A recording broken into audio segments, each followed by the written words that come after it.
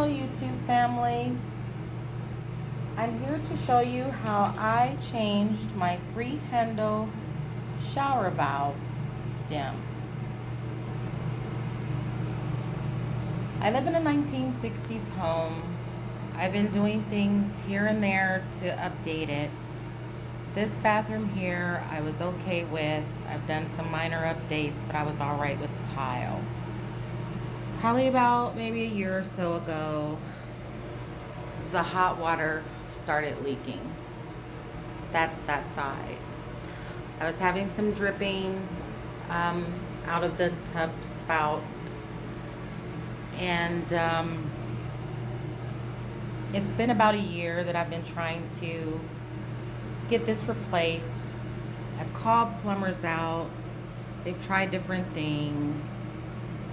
Final was that they wanted to change out this the valve body, you know, that one piece that these 3 stems, you know, stick out from. My issue with that was my tile is all right, the tile is old, so trying to find any replacement for tile that ends up getting broken. Both sides of the wall are tiled. I didn't want to deal with recessed panels, mismatched tile, and I definitely didn't want to get into a new bathroom remodel. So I decided I was going to replace it myself, because the main thing about not getting into that is it was hard to find these valve stem, the parts. It was a year in the making because everything was pretty much frozen, had corroded. This was the stem for the hot water, and as you can see, what probably was causing a leak. How something like that could happen, I have no idea. This is your washer. The washers sit on a seat. This is the diverter.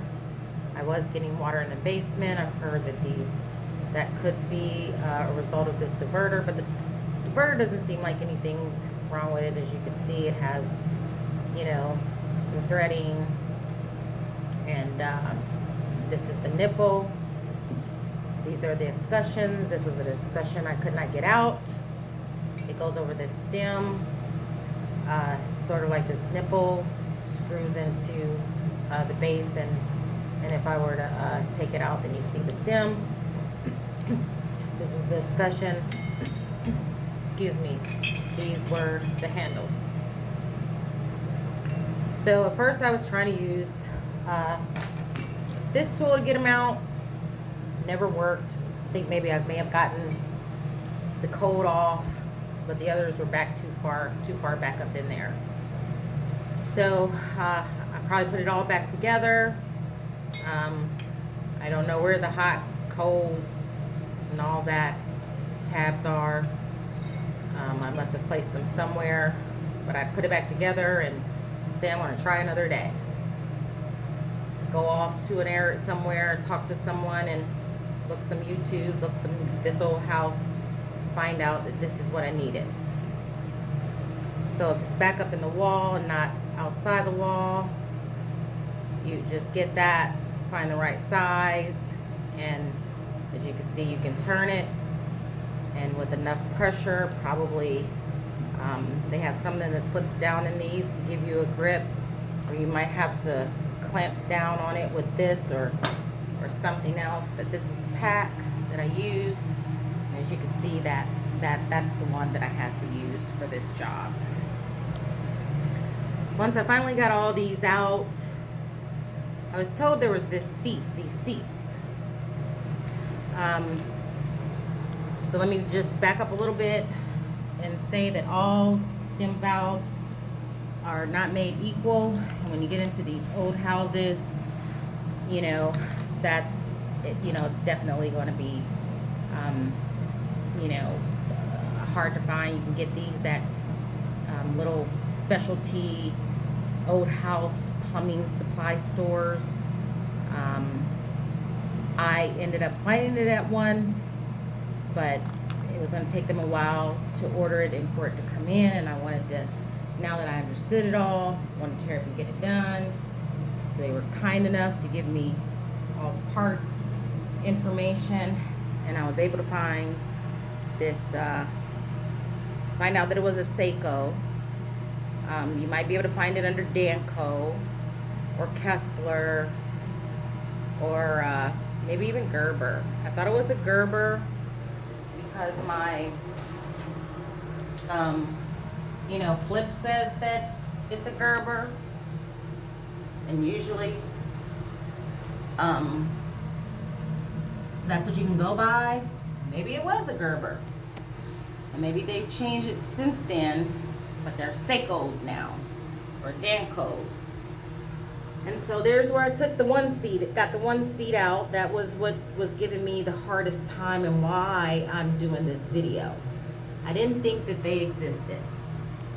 You see the seat way back up in there? That round, black, dark looking part, little small thing back up in there. There's that one. I didn't think that's the one I got out. I didn't think that they existed. So I tried everything to get them out.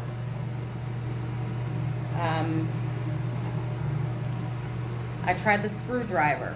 They say put the screwdriver in there, hammer on the end, tap on it, and then turn it.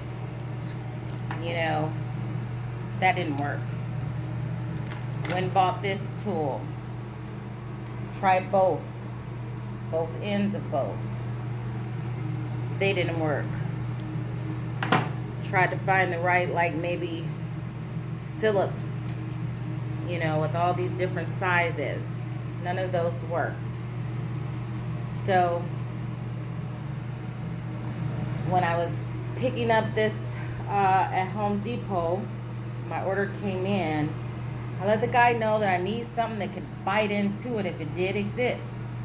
If it was up in there, I needed something that I can bite into it and get it. And so we ended up finding out this is what I needed. And you can see that one on the end that's missing is the one that I ended up using that worked. So I took my little socket wrench set that I have there, and I had to build up an extension on it. So I had to take this and the little extension part and find the right piece. Looks like it was the 1/2 inch one. Put that, you know, on the end, and that's what that last one fit. That's what that last one fit into. So I stuck it in there. I tapped it in. I felt it biting, and then I was able to turn it and get it out. So I said, oh, there is a seat. By the way, these are the seats that I'm gonna have to replace up in all three of those. Now, it was a monster getting it off. So I had sprayed some of this up in there before and let it sit for a while as well. That may have helped it. I sprayed it with, when I tried it with the hammer, when I tried it with the when I tried it with this tool, I did use this, but it still wasn't budging with the screwdriver and with this tool. Pretty much all I got was these metal brass shavings that were coming off. But to get it off of here, because it was pretty stuck on, I blasted it with this, and then I used I grabbed the one end with these pliers. I took this out, grabbed one end with the pliers, one end with others, blasted it, and then it came right off. So again, these are the new parts that I'm gonna put back up in there, and I'm gonna put this seat back up in there. And so they're supposedly the closest to what I had. And we're gonna see. I will let you know that this is called the brooch, and these are 16 points, and so they are what your handles will go into. You see your handles have the ridges, and so not all handles fit on all stems. It's important to match these brooches, the brooch up, and that's probably why it's good to just get a kit. So you see the kit has the hot cold stem, the diverter, the handles, the diverter handle, which is the shower. That's the diverter that lets you know when to turn the shower on and off. It says the 3 bib seats, the 3 sleeves, and the escutcheons. The bib seats, I guess that's what they're calling you here. I guess some people say the bib seats, some people say valve seats. So, and I think they say the bib seat because when this is turning, and I'm not able to, because I'm using my phone, show you how this turns and seats on this valve, on this bib seat. Yeah, that's what they're calling the bib seat. And then this washer seats up against it, and then as you're turning it with the handle, that's what makes it turn on and off. So I'm going to continue to get the other 2 seats out, bib seats, valve seats out, and then put my new stems on. And maybe I'll do a new video to show you how I did it. But I did want to let you know that when the screwdriver doesn't work, whatever size Phillips you think doesn't work, when this doesn't work, this, they call them, you might hear it called easy out, but this pipe nipple extractor, whatever size this one is your go-to for a very old 3-handle shower valve